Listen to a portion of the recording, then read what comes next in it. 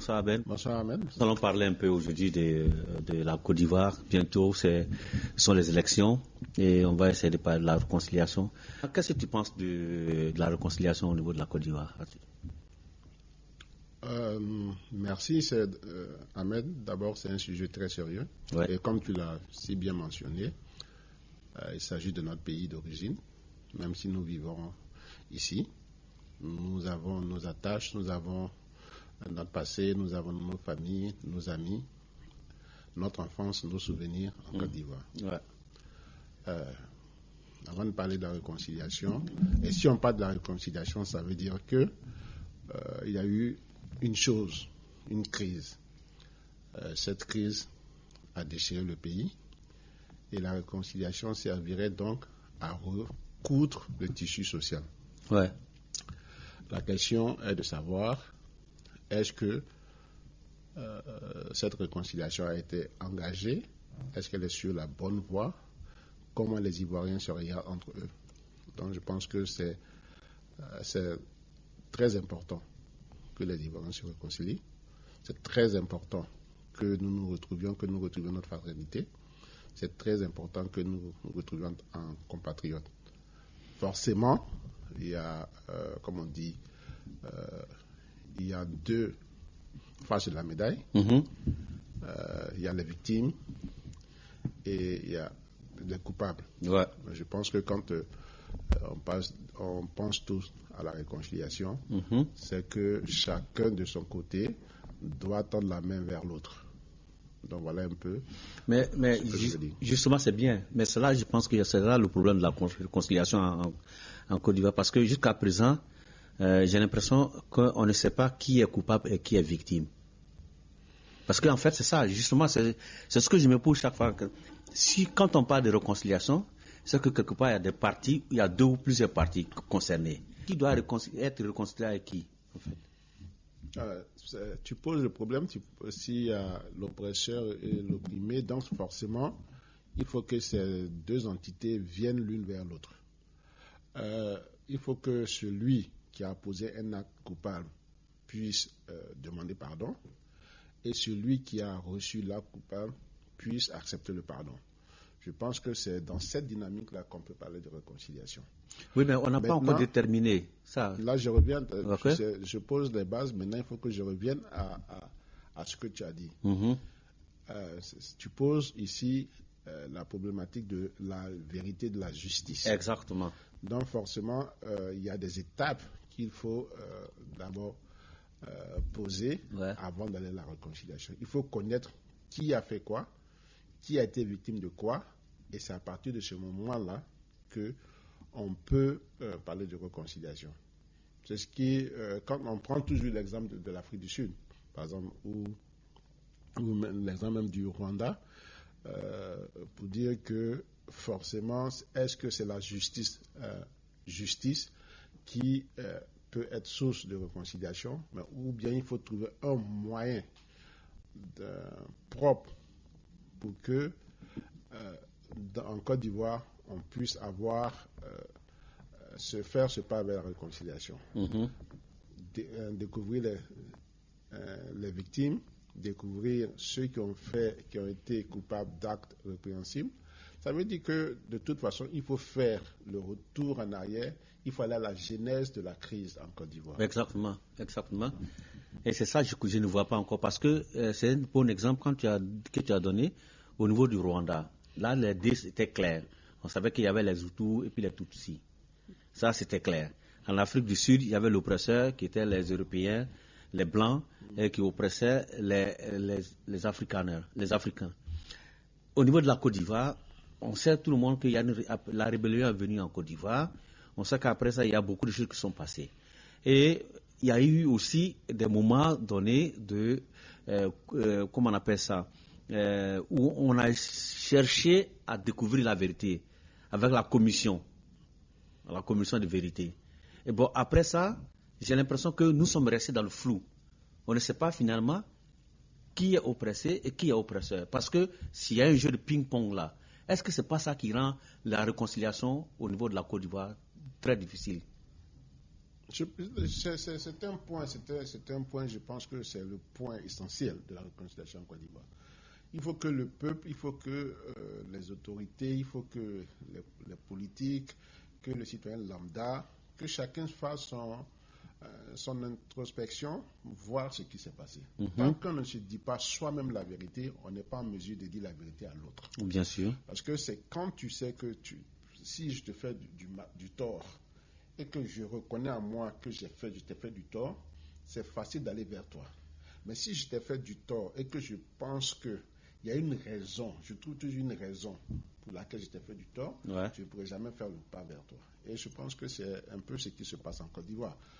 C'est dommage parce que je pense que tous les peuples, je dis bien les peuples parce qu'il y a beaucoup d'ethnies, il y a beaucoup de peuples en Côte d'Ivoire, je pense que l'Ivoirien en général, c'est une personne de paix, c'est une personne qui aime s'amuser, c'est une personne de paix, c'est une personne qui est conciliante. Maintenant, quel élément déclencheur va permettre à l'Ivoirien, au peuple, de se regarder et de se dire les vérités, de dire ah tiens, je t'ai fait du mal, vraiment je m'excuse, c'est une situation qui est arrivée, pardon. Ou bien, je pense que c'est tant qu'on ne fait pas cette introspection pour dire, pour se regarder dans le miroir soi-même et voir quelle est la part qu'on a jouée et à partir de cette reconnaissance-là, poser l'acte vers l'autre, on va rester dans des schémas de réconciliation qui ne vont jamais aboutir. J'ai l'impression que tout le monde accuse l'autre.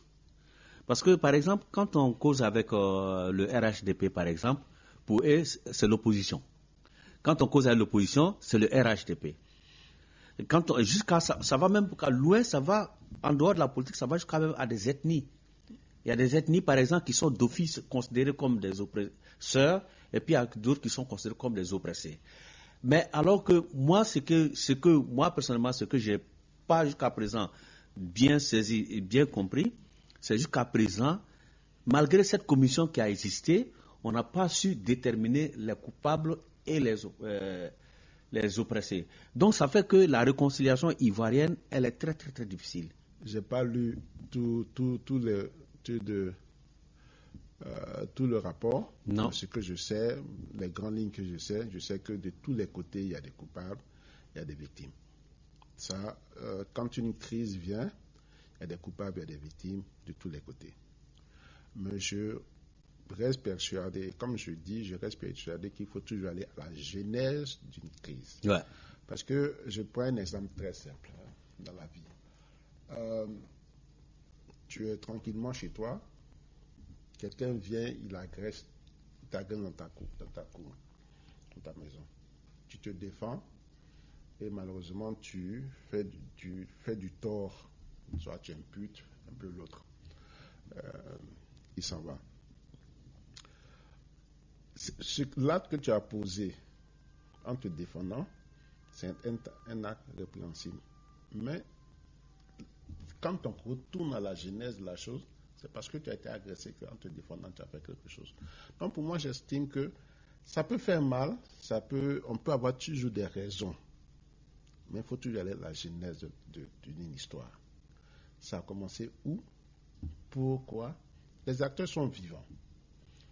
Le problème en Côte d'Ivoire, c'est ce que moi je crains, c'est pourquoi je veux te rejoindre. Je crains qu'en en faisant du ping-pong, les acteurs importants vont disparaître et c'est le petit peuple qui va rester, se regarder, sans savoir ce qui s'est passé et avoir des réactions en fonction de ce qui s'est passé. Exactement. Je pense que si on est tous courageux, c'est notre pays à tous. Personne n'est plus ivoirien que l'autre.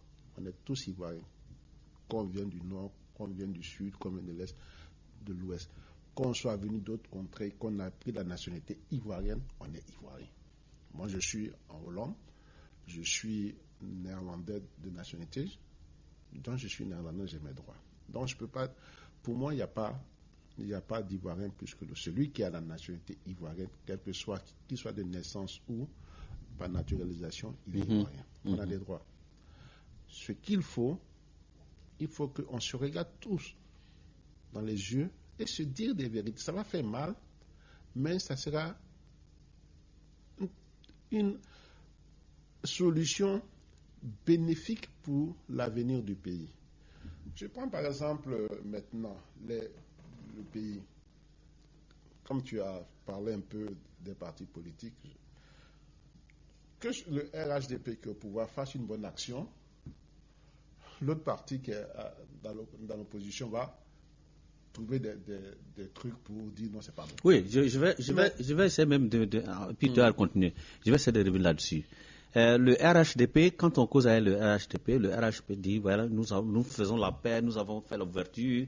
Et quand on voit, par exemple, le PPACI ou bien le FPI ou bien d'autres partis qui disent, par exemple, que non, il n'y a pas de volonté de réconciliation au niveau du parti au pouvoir, du mouvement au pouvoir, le RHDP.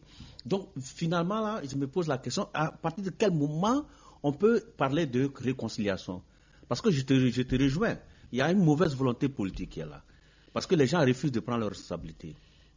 C'est comme l'histoire de la Côte d'Ivoire, l'histoire de l'Afrique qui est écrite par d'autres personnes. Notre propre histoire est écrite aussi par d'autres personnes actuellement. Parce que quand on voit les médias occidentaux qui nous parlent de la crise ivoirienne, alors que nous pouvons parler nous-mêmes de la crise ivoirienne, est-ce qu'il n'y a pas de problème de manque de volonté quelque part? C'est ce que je dis. Je dis qu'il faut toujours repartir. Dans toute chose, il faut toujours repartir à la jeunesse. Où ça a commencé?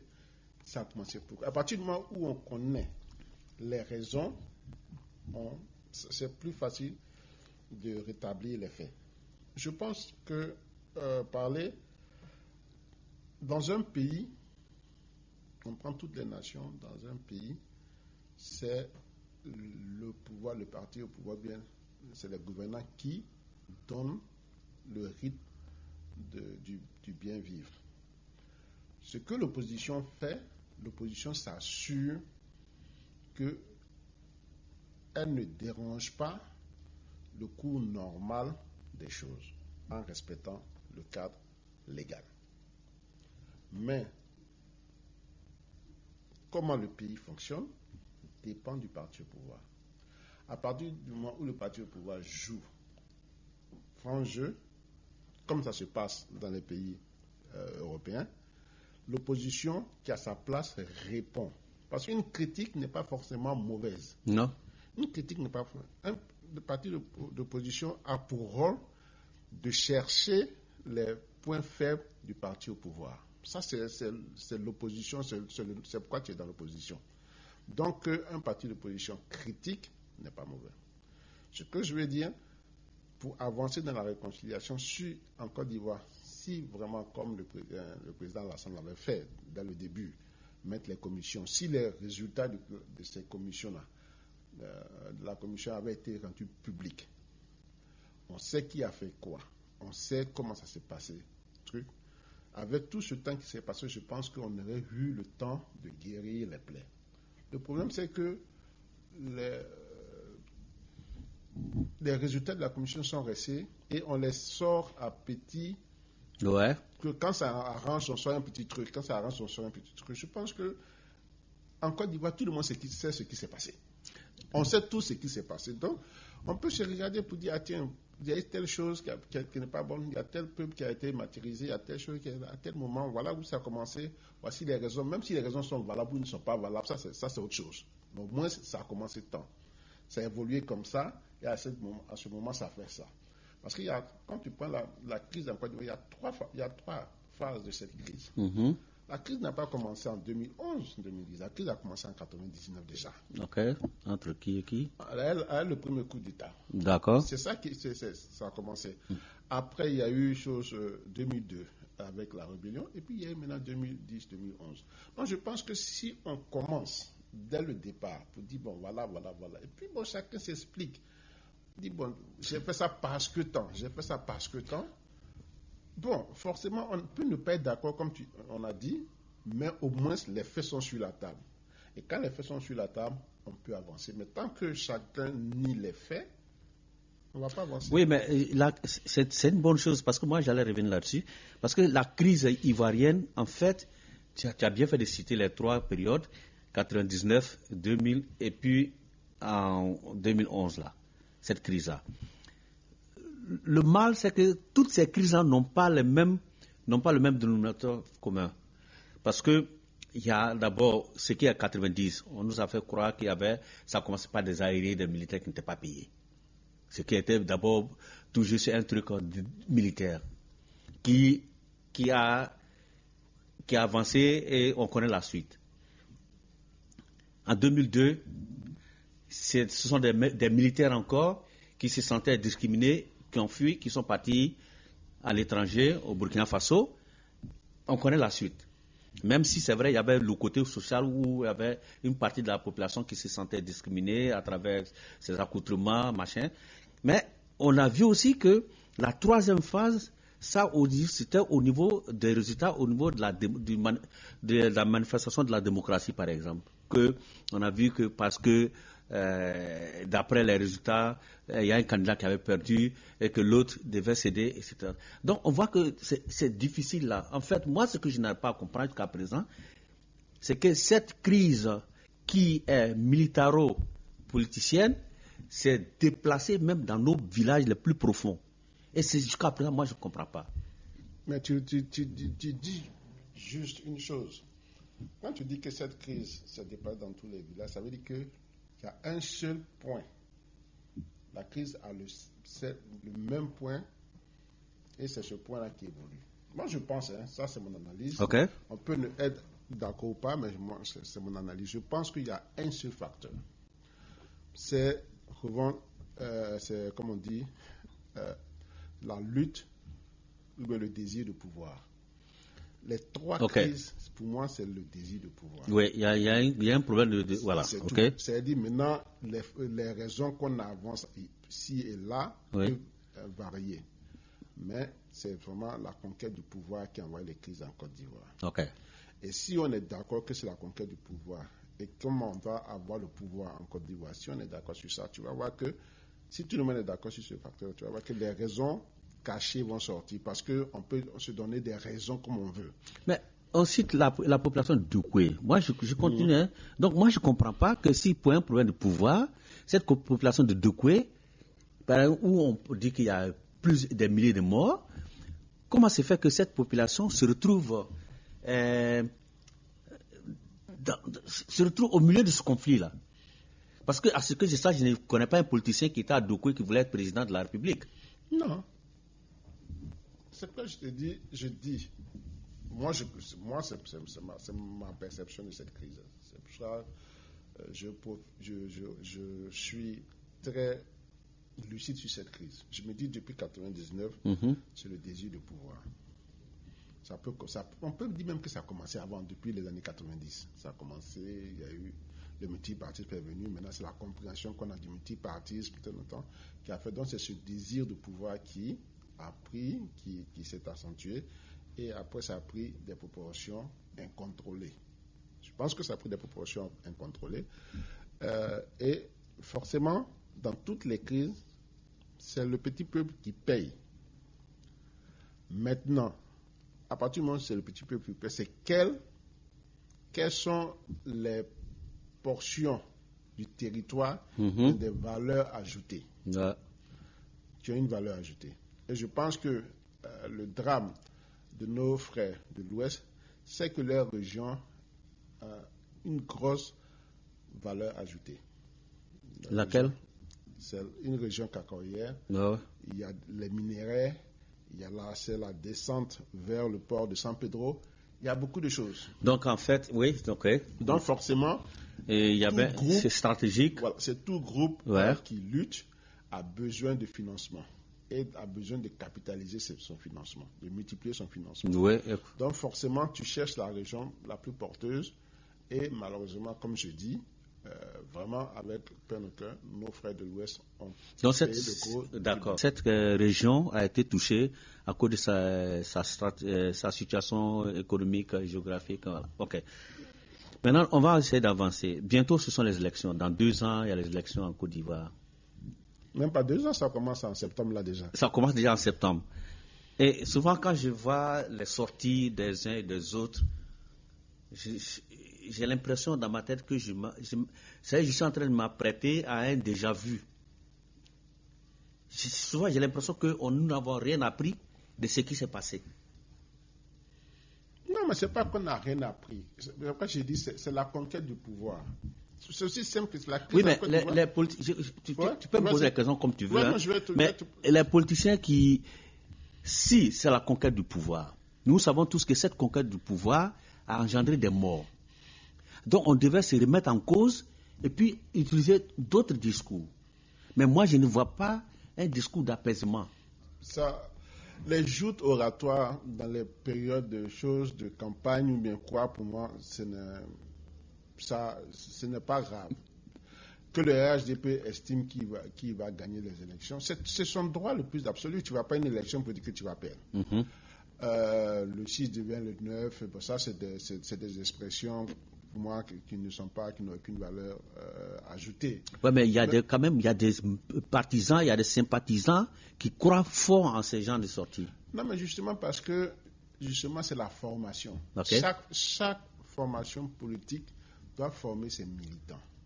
À partir du moment où tu formes tes militants, il y a des expressions qu'on peut dire. Puis bon, on n'est pas le pays le plus virulent en expression. Non, pas du tout. Donc, nous qui sommes même ici aux Pays-Bas, on voit les élections où les gars se tirent dessus. Le problème, comme je dis, c'est que ceux qui sont au pouvoir doivent mettre le cadre pour que ça ne déborde pas.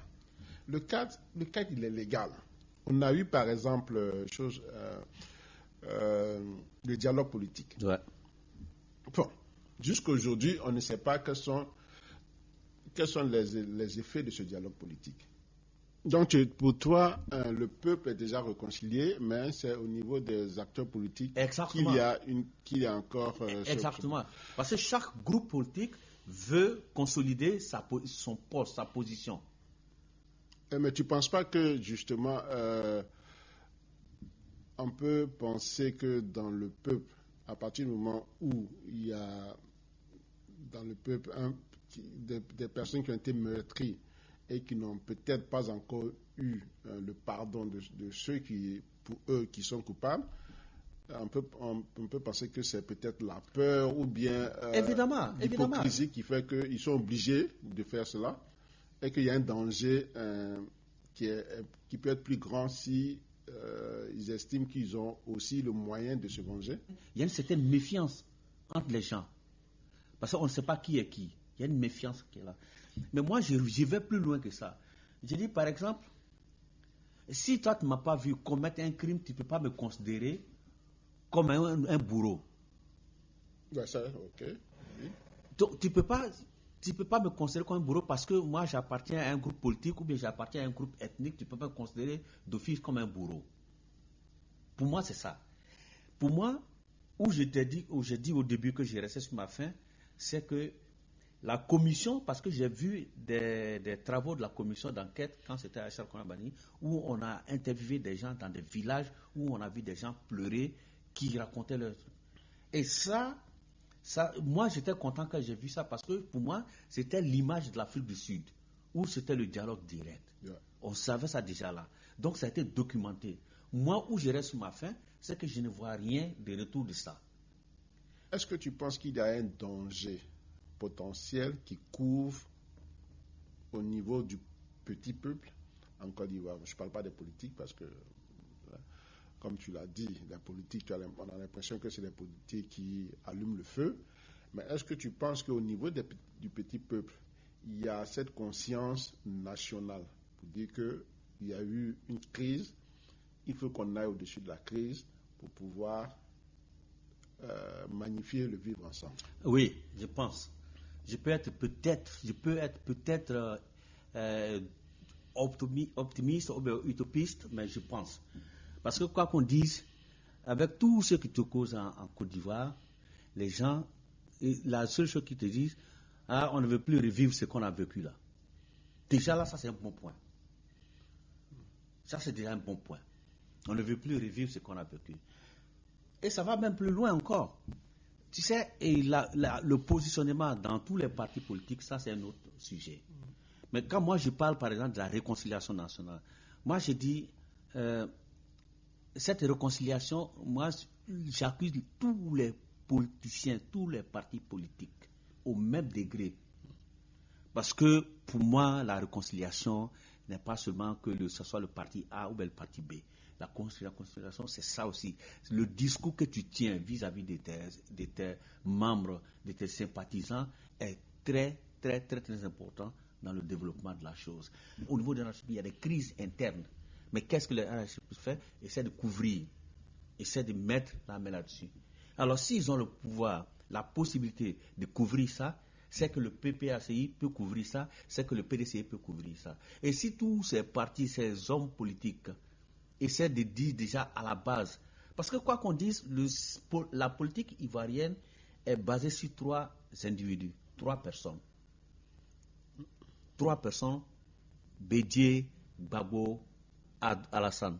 Ces 3 personnes sont là. Si ces 3 personnes donnent, connaissant leur positionnement, connaissant leur pouvoir politique sur leurs membres ou sympathisants, si ces 3 personnes vont de façon honnête et courageuse prendre des décisions, je suis sûr que ces décisions seront respectées. Donc, à te suivre de près, on peut avoir bon espoir. On peut avoir bon espoir parce que même maintenant, à partir du moment où toutes les crises en Côte d'Ivoire viennent autour des élections, toutes les grosses crises, à part 99, mais toutes les grosses crises viennent autour des élections, ces 20 dernières années, est-ce qu'il n'y a pas une crainte que ce que les Ivoiriens disent ne pas vouloir vivre ne se reproduise aux prochaines élections qui vont venir? On parle des élections de 2023, mais surtout l'élection présidentielle de 2025. Ouais. Est-ce qu'on peut craindre? Si, on peut craindre. Okay. On peut craindre. Parce que, qu'est-ce qui me fait dire qu'on peut craindre? C'est d'abord, dans ton intervention, tu avais cité certains points, par exemple, sur le plan électoral, sur le plan de découpage électoral, sur le plan de comme ça. Déjà, ça, pour le moment, ça ne semble pas être très important, mais on ne sait pas ce qui se passe. Et connaissant le mutisme souvent de nos responsables, j'ai dit que ça peut amener des problèmes. C'est ce que j'ai dit, du déjà vu. Et j'ai peur de ça. Je n'ai pas dit que ça peut se passer, je n'ai pas dit que ça va se passer, mais ça peut se passer. Okay. Et ça, c'est très important. Et ça, pour toutes les personnes, j'ai dit bien toutes les personnes, susceptibles de réfléchir, susceptibles d'analyser, je pense que la première des questions qu'on peut se poser, comment faire pour éviter ça? C'est pas est-ce que ça va arriver, même si on s'asseyait pour partager à part égale, même si on acceptait toutes les demandes, tout, on va se retrouver toujours avec des différences. Quelle solution alors? Pour moi, la solution simple, pour moi, la solution d'abord, elle doit venir des partis politiques. La solution doit venir des responsables politiques. Les responsables politiques doivent adopter un autre discours. On doit éviter de diminuer l'autre, on doit éviter de se montrer au-dessus de l'autre, on doit éviter aussi de faire comme si c'est pas moi, l'autre là ne peut pas réussir. Non. Ça, pour moi, et c'est ça ma crainte. Parce que je ne vois pas cette volonté-là. Ok.